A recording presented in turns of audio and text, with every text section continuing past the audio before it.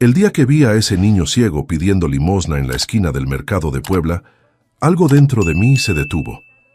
Tenía un lunar en forma de media luna en el cuello, exactamente igual al que tenía mi hijo cuando nació hace 15 años. Mi hijo que me robaron del hospital. Mi hijo que busqué hasta perder la razón. Pero lo que nadie sabía, lo que ni siquiera mi suegra imaginaba, es que ese niño era la prueba viviente de su crimen más horrible. Y cuando finalmente descubrí la verdad, su mundo perfecto se derrumbó como castillo de naipes. Pero antes de entrar en la historia, apóyame dándole like y suscribiéndote ahora mismo. También quiero saludarlos. Déjame en los comentarios tu nombre, tu ciudad e ideas para próximas historias. Gracias. Me llamo Sofía Ramírez, tengo 40 años, y durante 15 años viví con un vacío en el pecho que nada podía llenar. Porque hace 15 años, cuando di a luz a mi primer hijo en el Hospital Regional de Puebla, alguien me lo arrebató. Alguien entró a la sala de maternidad y se llevó a mi bebé mientras yo dormía después del parto. Nunca lo encontraron. Nunca supe qué pasó con él. Y esa pérdida me destruyó de formas que nadie puede entender. Mi esposo Roberto y yo éramos jóvenes cuando nos casamos. Yo tenía apenas 25 años. Él, 28. Estábamos llenos de sueños, de planes, de esperanza. Cuando quedé embarazada, sentimos que la vida nos sonreía. Compramos una casita modesta en la colonia La Paz, pintamos el cuarto del bebé de azul cielo, llenamos la cuna de ositos de peluche. Todo estaba listo para recibir a nuestro hijo. El parto fue complicado. Hubo problemas, los doctores entraban y salían con caras preocupadas y yo estaba exhausta, asustada, sintiendo que algo malo iba a pasar. Cuando finalmente nació, cuando escuché su llanto por primera vez, sentí que todo había valido la pena. Era perfecto, pequeño, frágil, con esos ojitos cerrados y ese lunar en forma de media luna en el cuello que me pareció la cosa más hermosa del mundo. Mi suegra Hortensia estaba conmigo ese día. Ella insistió en quedarse. Dijo que quería estar presente para conocer a su primer nieto.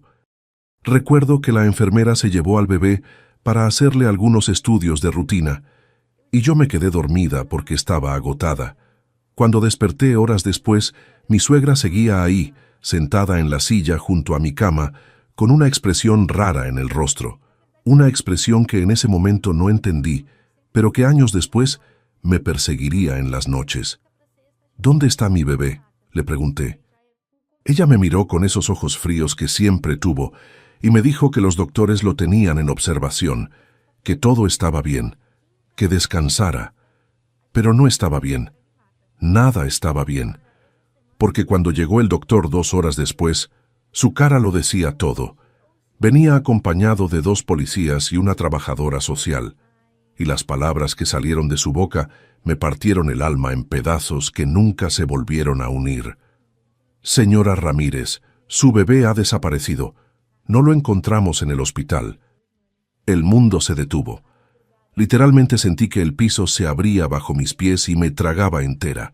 Grité tanto que perdí la voz. Grité hasta que me inyectaron algo para calmarme porque pensaban que me iba a dar un ataque. Roberto llegó corriendo del trabajo, pálido como la muerte, temblando, sin entender qué había pasado. Revisaron todo el hospital, cada sala, cada pasillo, cada rincón. Interrogaron a enfermeras, doctores, personal de limpieza, visitantes. Revisaron las cámaras de seguridad. Bloquearon todas las salidas, pero mi bebé había desaparecido como si nunca hubiera existido, como si alguien lo hubiera borrado del mundo. La policía dijo que fue un secuestro, que alguien entró vestido de enfermera o de doctora, tomó al bebé de la sala de neonatología y salió sin que nadie se diera cuenta. Dijeron que había una red de traficantes que robaban bebés para venderlos. Dijeron muchas cosas, pero nunca encontraron nada, ni una pista, ni un rastro, ni una sola evidencia de qué había pasado con mi hijo. Los meses que siguieron fueron una pesadilla. No comía, no dormía, no podía funcionar. Me pasaba los días buscando en internet casos de bebés robados, llamando a hospitales, yendo a orfanatos, preguntando a todo el mundo si habían visto a un bebé con un lunar en forma de media luna en el cuello. Roberto trataba de consolarme, pero él también estaba destruido. Y mi suegra se comportaba extraño, demasiado tranquila, demasiado serena, como si no le importara que su nieto hubiera desaparecido. Pasaron los años, 5, 10, 15 años, y aunque nunca dejé de buscar, aunque nunca dejé de soñar con encontrarlo, empecé a perder la esperanza. Empecé a aceptar que tal vez nunca sabría qué pasó con mi bebé, que tal vez estaba muerto, o que tal vez estaba en algún lugar del mundo viviendo con otra familia sin saber que yo existía. Pero ese día de marzo, cuando iba caminando por el mercado Hidalgo comprando verduras para la comida, lo vi, un niño de unos 15 años, delgado, con ropa sucia y rasgada, pidiendo limosna en una esquina. Tenía los ojos cerrados, y cuando me acerqué más noté que era ciego, y en su cuello, justo debajo de la oreja izquierda, brillaba bajo el sol un lunar en forma de media luna. Mi corazón se detuvo, mis piernas temblaron. Las bolsas del mercado se me cayeron de las manos, y los jitomates rodaron por el pavimento, porque ese lunar era exactamente igual al que tenía mi bebé cuando nació.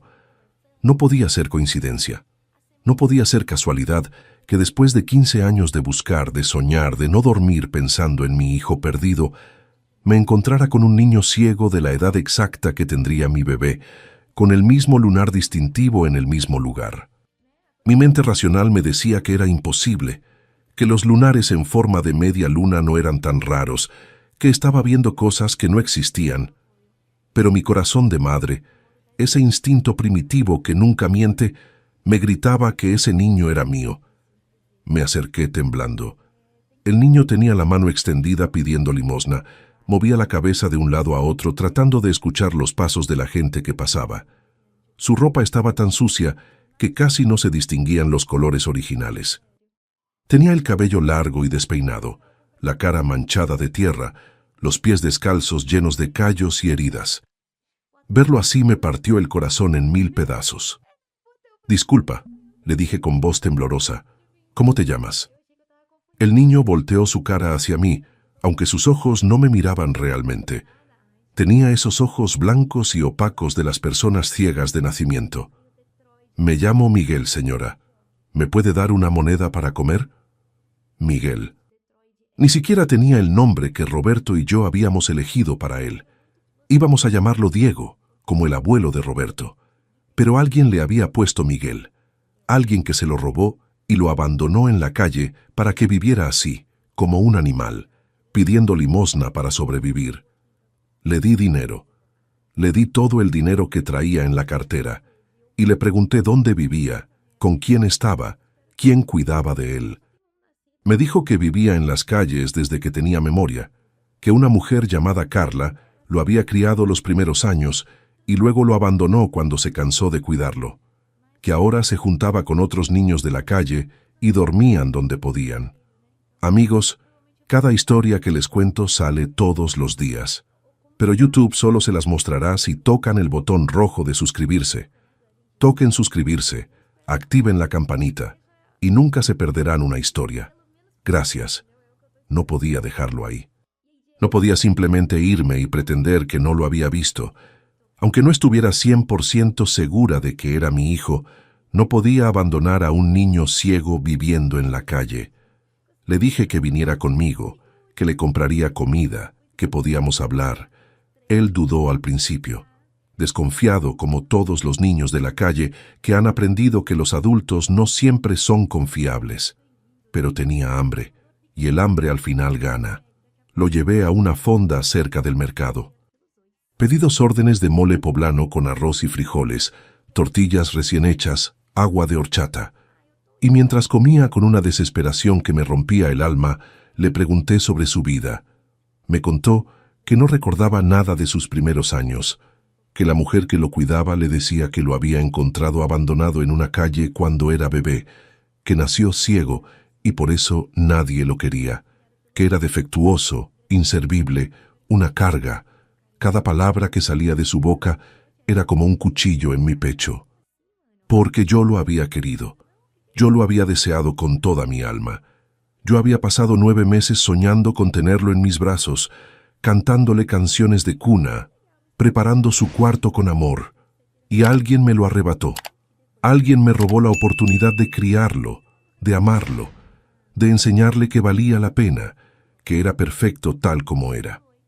Cuando terminó de comer, le pregunté si me dejaría ver su lunar más de cerca. Él se encogió de hombros e inclinó la cabeza. Me acerqué temblando y lo toqué suavemente con los dedos. Tenía exactamente la misma forma, el mismo tamaño, en el mismo lugar que el lunar de mi bebé. Y había algo más.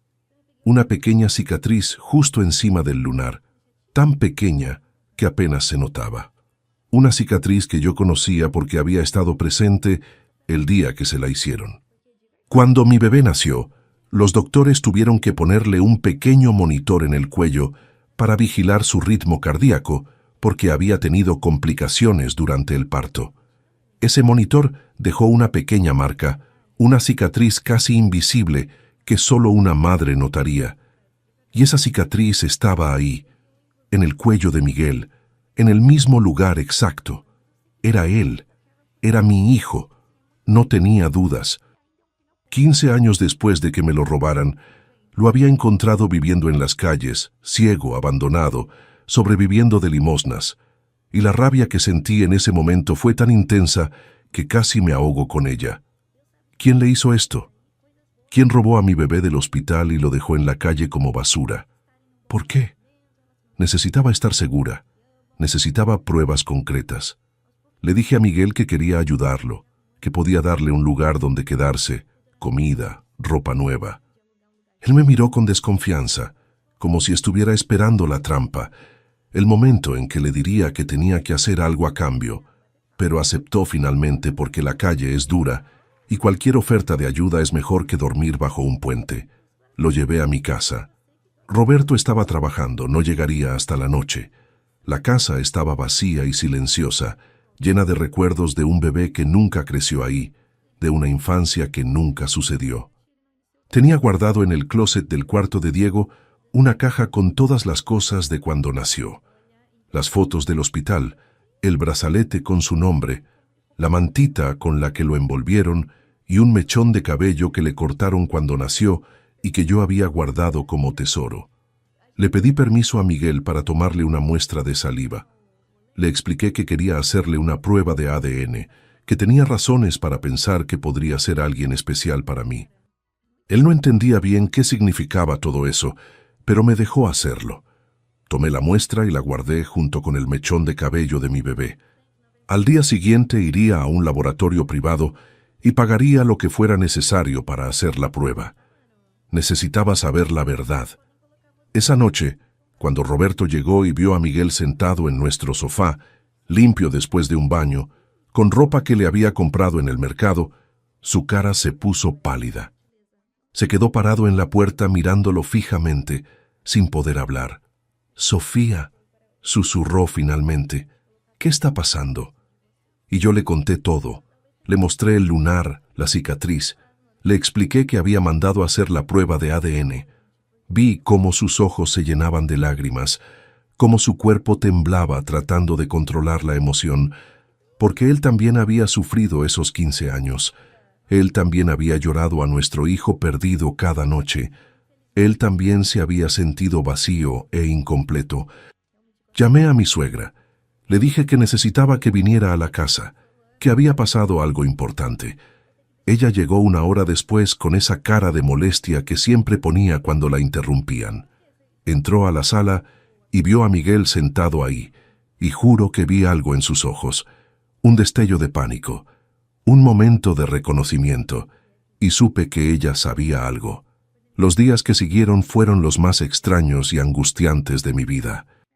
Mientras esperaba los resultados del ADN, traté de acercarme a Miguel, de conocerlo, de recuperar aunque fuera un pedacito de esos 15 años perdidos. Pero era difícil. Él no confiaba en nadie. Estaba acostumbrado a que la gente lo tratara mal, a que lo vieran como una carga, como algo defectuoso que no merecía amor. Mi suegra Hortensia empezó a comportarse de forma cada vez más extraña. Venía a la casa todos los días con excusas diferentes. Que traía comida, que quería ver cómo estábamos, que necesitaba hablar con Roberto de asuntos familiares. Pero yo veía cómo miraba a Miguel, con esos ojos fríos, llenos de algo que no podía identificar bien. Miedo, culpa, odio. Un día la encontré tratando de hablar con Miguel a solas en el jardín. Me acerqué sin hacer ruido y escuché parte de su conversación. Niño, tú no deberías estar aquí. Esta no es tu casa. Esta gente no es tu familia. Deberías irte y volver a la calle donde perteneces. Miguel se quedó callado, moviendo la cabeza de un lado a otro como hacía cuando estaba confundido o asustado.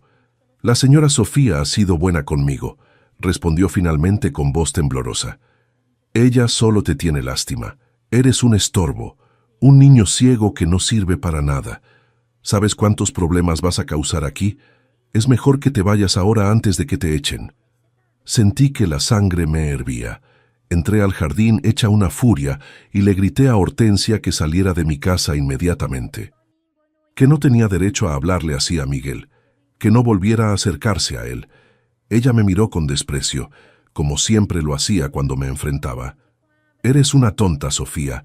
Siempre has sido una tonta sentimental. Ese niño no es nada tuyo. Es un vagabundo de la calle y lo único que va a hacer es traer problemas. Pero se fue, y yo me quedé ahí temblando, abrazando a Miguel que sollozaba en silencio, preguntándome qué demonios sabía mi suegra que yo no sabía. Los resultados del ADN llegaron una semana después. Fui sola al laboratorio a recogerlos, porque quería verlos primero. Necesitaba estar segura antes de decirle a Roberto, y especialmente antes de decirle a Miguel. La doctora que me atendió me entregó el sobre con una sonrisa. Felicidades, me dijo. Es 99.9% compatible. Definitivamente es su hijo. Me senté en la silla de la sala de espera y lloré. Lloré como no había llorado en 15 años. Lloré de felicidad, de rabia, de dolor, de alivio. Mi bebé estaba vivo. Mi hijo había estado viviendo en las calles todo este tiempo, mientras yo lo buscaba desesperadamente. Alguien me lo robó y lo abandonó como basura, condenándolo a una vida de miseria y sufrimiento. Llegué a casa con el sobre en las manos temblando. Roberto estaba en la sala viendo televisión con Miguel. Cuando vio mi cara supo inmediatamente qué significaba. Se levantó del sofá y me abrazó fuerte mientras yo seguía llorando. Es él, susurré. Es nuestro hijo. Es Diego. Roberto empezó a llorar también. Y Miguel, que escuchaba todo esto sin entender completamente qué pasaba, preguntó con voz pequeña y asustada. ¿Qué significa eso? Me arrodillé frente a él y tomé sus manos entre las mías, y le dije las palabras que había soñado con decirle durante 15 años. Significa que soy tu mamá, que cuando naciste, alguien te robó del hospital, pero ahora te encontré, y nunca más vamos a estar separados. Pensé que Miguel se pondría feliz. Pensé que saltaría de alegría al saber que tenía una familia, que tenía una mamá y un papá que lo habían buscado toda su vida. Pero en lugar de eso, se puso a llorar. Lloró con una desesperación que me partió el alma. Porque durante 15 años le habían dicho que era defectuoso, que nadie lo quería, que había sido abandonado porque era ciego e inservible. Y ahora descubría que todo era mentira, que tenía una familia que lo había amado desde siempre. Esa noche llamé a Hortensia y le dije que viniera a la casa, que necesitábamos hablar de algo urgente. Ella llegó con esa cara de molestia de siempre, pero cuando vio los papeles del ADN en la mesa de la sala, su rostro se puso pálido. «Es él», le dije mirándola fijamente a los ojos. «Miguel es mi hijo. Es el bebé que desapareció del hospital hace 15 años». Ella se quedó callada por un momento que pareció eterno, y luego dijo algo que me dejó helada. «¿Y qué? ¿Qué vas a hacer con eso? El niño es ciego, es defectuoso, no sirve para nada. Es mejor que se hubiera quedado en la calle». La miré sin poder creer lo que acababa de escuchar. ¿Cómo podía ser tan cruel? ¿Cómo podía decir eso de su propio nieto? «Fuiste tú», Susurré mientras todo empezaba a encajar en mi cabeza. Tú lo sacaste del hospital. Tú me robaste a mi bebé. Hortensia me miró con esos ojos fríos y calculadores que siempre tuvo. Y por primera vez en 15 años, vi algo parecido al miedo en su rostro. Porque sabía que la había descubierto. Sabía que su secreto horrible estaba a punto de salir a la luz. Hortensia no negó nada.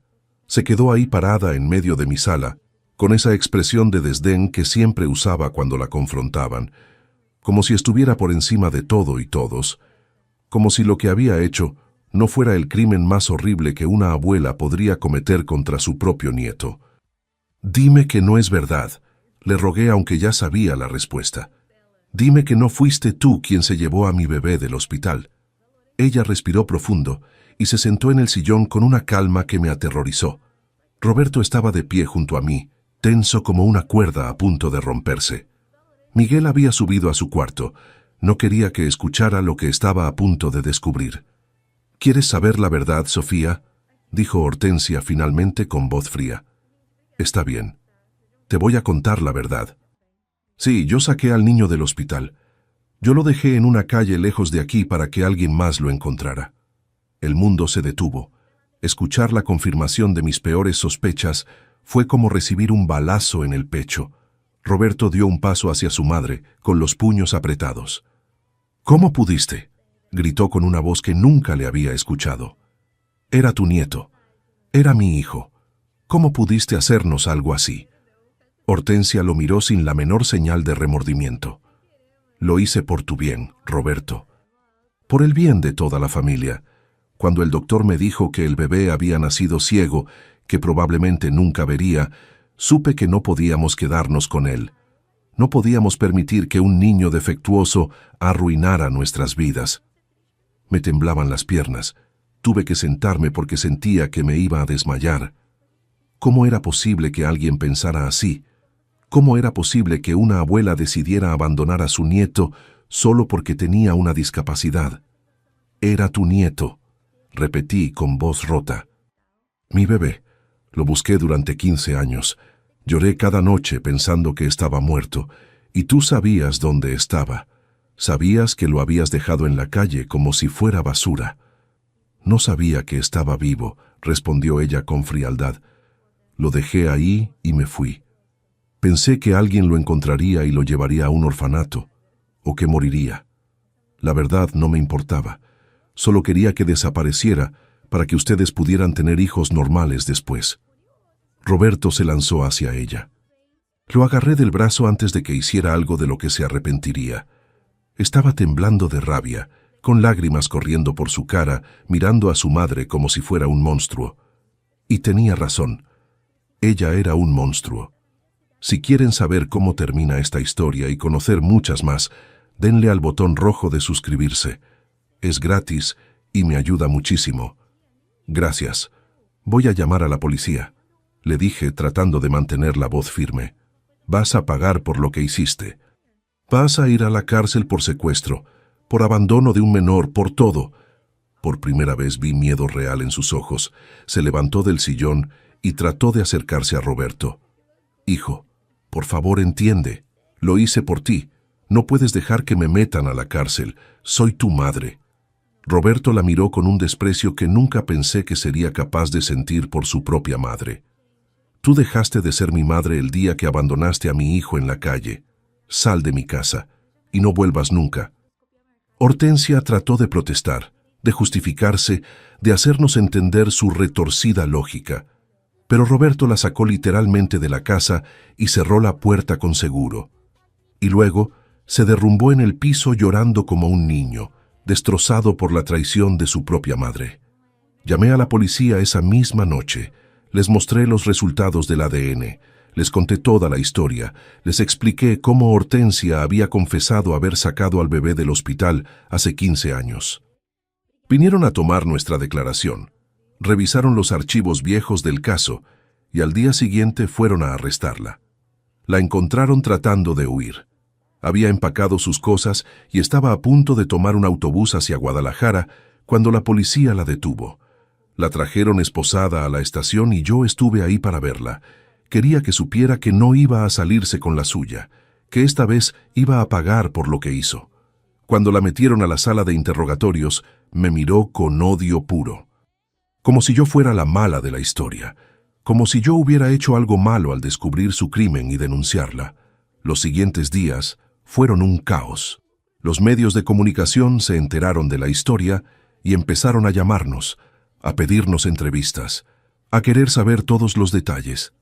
La historia de la abuela que robó a su nieto ciego del hospital y lo abandonó en la calle era demasiado impactante para que los periodistas la dejaran pasar. Pero lo más difícil fue Miguel. Él escuchaba todo esto y no sabía cómo procesarlo. Durante 15 años le habían dicho que era defectuoso, que nadie lo quería, y ahora descubría que su propia abuela lo había abandonado porque era ciego. El rechazo más cruel que un ser humano puede recibir. Pasaba horas sentado en su cuarto sin hablar, sin comer, sin querer ver a nadie. Yo entraba y me sentaba con él. Le acariciaba el cabello, le decía una y otra vez que lo amaba, que era perfecto tal como era, que nunca debió pasar por todo eso. Pero las heridas de 15 años de abandono no se curan con palabras. Se necesita tiempo, mucho tiempo. El juicio contra Hortensia fue algo que nunca olvidaré. La sala del tribunal estaba llena de gente, periodistas, curiosos que querían ver con sus propios ojos a la mujer que había abandonado a su nieto ciego. Yo estaba sentada en la primera fila con Roberto de un lado y Miguel del otro, agarrándole la mano con fuerza para que supiera que no estaba solo.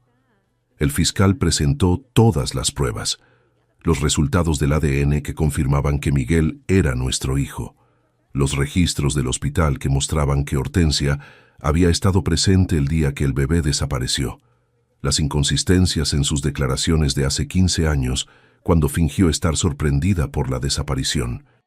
Y lo más importante, una confesión que había hecho ante los detectives pensando que su abogado estaba presente, pero que había sido grabada legalmente. En esa confesión, Hortensia explicaba con detalle cómo había planeado todo, cómo cuando el doctor le dijo que el bebé había nacido con problemas de visión y probablemente sería ciego de por vida, ella decidió que no podía permitir que un niño así arruinara la reputación de la familia. Como esperó a que yo me durmiera después del parto, tomó al bebé de la sala de neonatología, vistiéndose con una bata de enfermera que robó de un armario, y lo sacó del hospital escondido bajo su abrigo. Como condujo casi una hora hasta un barrio pobre de las afueras de Puebla, y lo dejó envuelto en una manta junto a un contenedor de basura. Escucharla decir todo eso con esa voz fría y calculadora, sin mostrar ni un ápice de remordimiento, me revolvió el estómago. ¿Cómo era posible que alguien fuera tan cruel? ¿Cómo podía vivir consigo misma sabiendo lo que había hecho? El abogado defensor trató de argumentar que Hortensia había actuado bajo una crisis mental, que estaba preocupada por el bienestar de su hijo y su familia, que no entendía completamente las consecuencias de sus actos. Pero el juez no se dejó engañar. Leyó el informe psiquiátrico que confirmaba que Hortensia estaba completamente cuerda cuando cometió el crimen y que lo había planeado con frialdad y premeditación. Luego llegó el turno de los testigos.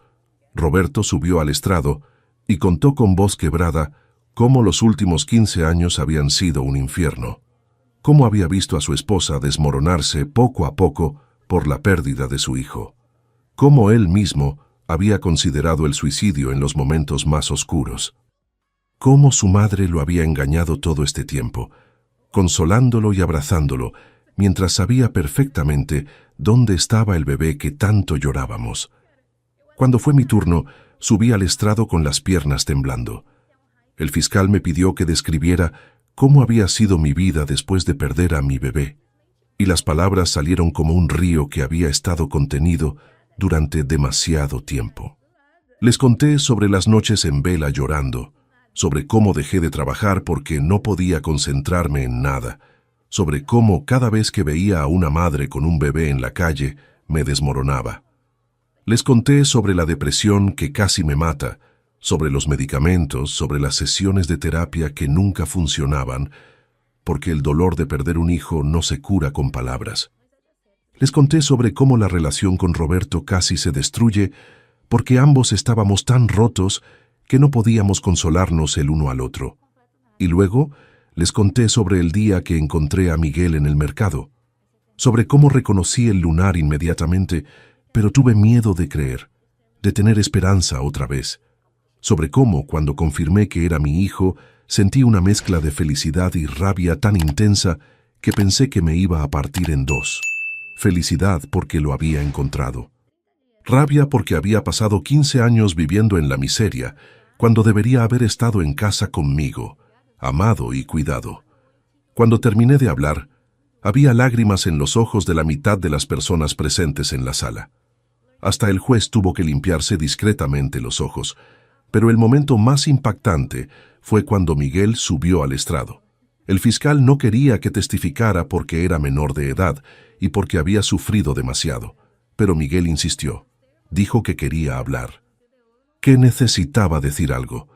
Se sentó en la silla de los testigos con sus ojos ciegos, mirando hacia la nada, y con voz temblorosa empezó a hablar. Les contó sobre su vida en las calles, sobre cómo la mujer que lo encontró cuando era bebé, Carla, lo cuidó los primeros años pero lo trataba como una carga, sobre cómo le gritaba constantemente que era inútil, que era un estorbo, que debería estar agradecido de que no lo hubiera dejado morir.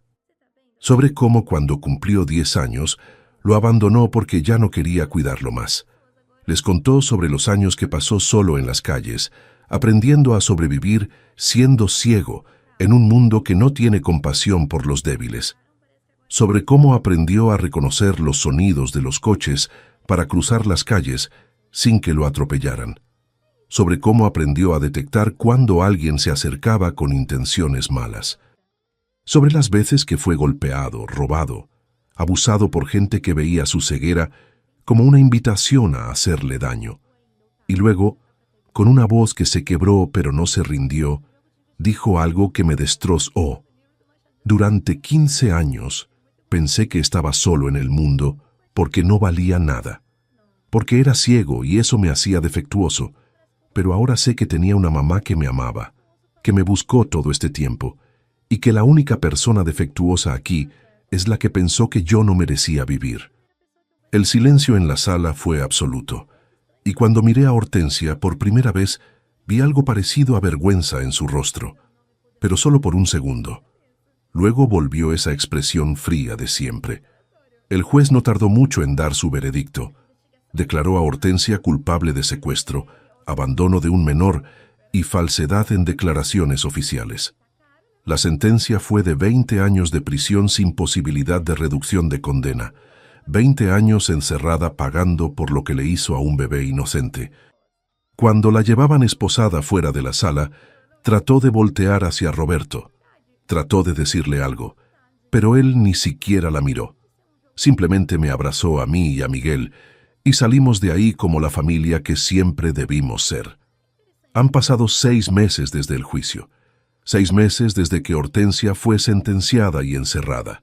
6 meses desde que finalmente pudimos empezar a sanar como familia. Miguel ahora vive con nosotros permanentemente. Cambiamos legalmente su nombre a Diego Miguel Ramírez, para honrar el nombre que le habíamos elegido, pero también el nombre con el que vivió 15 años. Le arreglamos el cuarto que había sido preparado para él hace tanto tiempo, lo llenamos de cosas que le gustan, le compramos libros en braille, le conseguimos un bastón especial para ciegos. Pero lo más importante es que le estamos dando algo que nunca tuvo: amor. Amor incondicional que no depende de si puede ver o no, de si es perfecto o tiene una discapacidad. Amor de verdad, del que nunca se acaba, del que construye en lugar de destruir. Está yendo a terapia 2 veces por semana. El psicólogo dice que va a tomar años recuperarse completamente del trauma de 15 años viviendo en abandono, que las cicatrices emocionales son más profundas que cualquier herida física. Pero también dice que Diego es increíblemente fuerte, que tiene una resiliencia que pocos seres humanos poseen. Roberto y yo también estamos en terapia, porque después de todo lo que pasamos, Después de perder 15 años con nuestro hijo, después de descubrir que la persona que nos robó era la propia madre de Roberto, necesitamos ayuda para procesar todo eso. Hay días buenos y días malos. Días en que sentimos que finalmente somos una familia completa y días en que la rabia por todo lo perdido nos consume. Hortensia nos ha escrito varias cartas desde la cárcel, cartas pidiendo perdón, diciendo que estaba equivocada, suplicando que la perdonemos. Roberto quemó las primeras sin siquiera abrirlas, pero hace unas semanas abrió una y la leyó. Y lloró, porque por más monstruoso que haya sido lo que hizo, sigue siendo su madre. Y esa traición duele de una forma que nunca sana completamente. Yo no sé si algún día podré perdonarla. No sé si es posible perdonar a alguien que te robó 15 años con tu hijo, que condenó a un bebé inocente a vivir en la miseria solo porque tenía una discapacidad. Pero lo que sí sé es que no voy a dejar que su maldad defina el resto de nuestras vidas. Diego está aprendiendo braille, está yendo a una escuela especial para niños ciegos, está haciendo amigos por primera vez en su vida. Tiene una terapeuta ocupacional que lo está ayudando a desarrollar habilidades que nunca tuvo la oportunidad de aprender.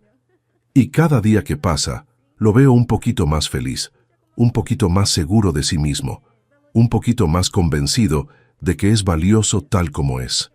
Porque eso es lo que Hortensia nunca entendió, que la discapacidad no hace a una persona menos valiosa, que un niño ciego puede tener una vida plena y feliz si se le da amor y oportunidades.